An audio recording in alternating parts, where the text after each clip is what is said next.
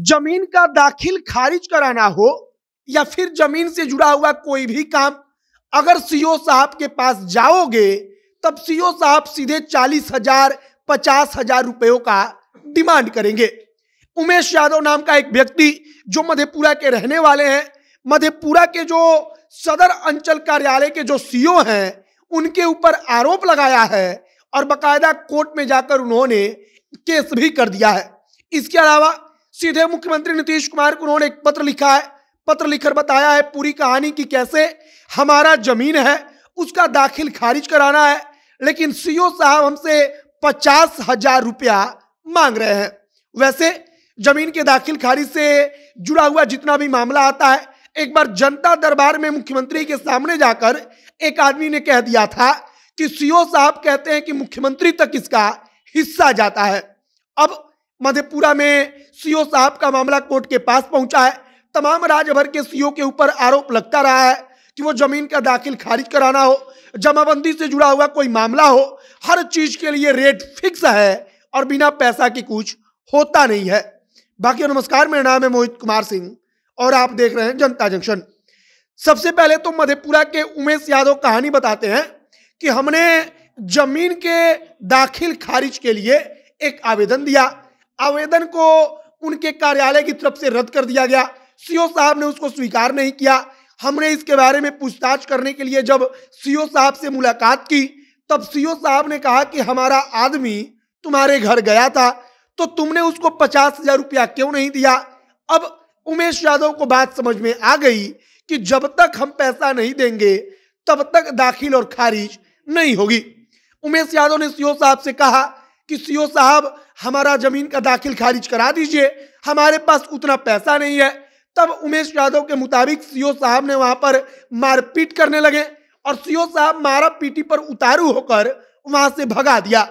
इसके बाद उमेश यादव अदालत के समक्ष जाते हैं।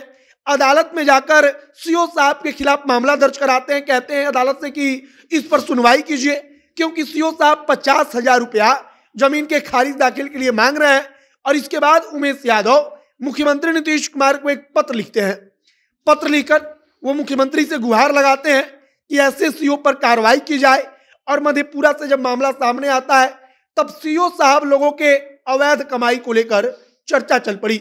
वैसे पूरे राज्य में अगर हम सीओ साहब लोगों की बात करें तो हर जगह से यह खबर आती रहती है कि जमीन के दाखिल खारिज के लिए सीओ साहब 50,000 70,000 जैसी जमीन है उस हिसाब से रकम मांगते हैं और उतना रुपया लेने के बाद ही जमीन का दाखिल खारिज होता है, चाहे आपका सारा कागज ठीक हो, चाहे आपका सब कुछ ठीक हो।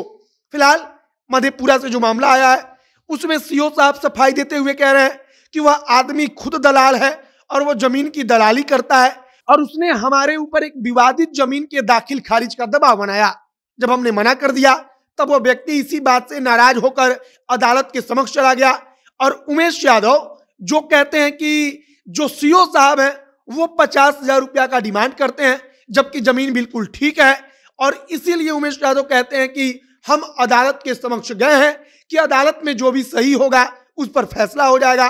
बाकी सीओ साहब लोगों के कार्य करने का तरीका पूरे बिहार में अगर हम बात करें तो लगभग हर जगह से खबर आती रहती है कि बिना पैसा के कुछ नहीं होता।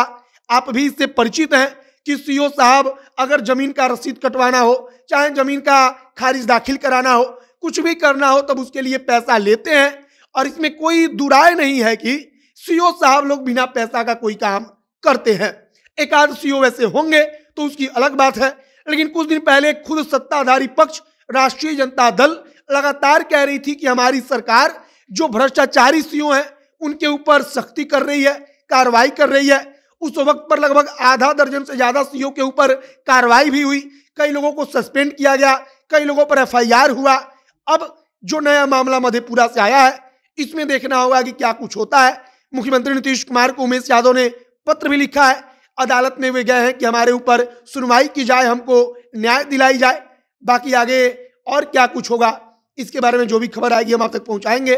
फिलहाल आप सीओ साहब लोगों को लेकर क्या सोचते हैं कमेंट बॉक्स में लिखकर बताइएगा। वीडियो यहीं पर समाप्त करते हैं। कैमरे पीछे विशाल खड़े हैं और मैं मोहित कुमार सिंह। बहुत बहुत धन्यवाद।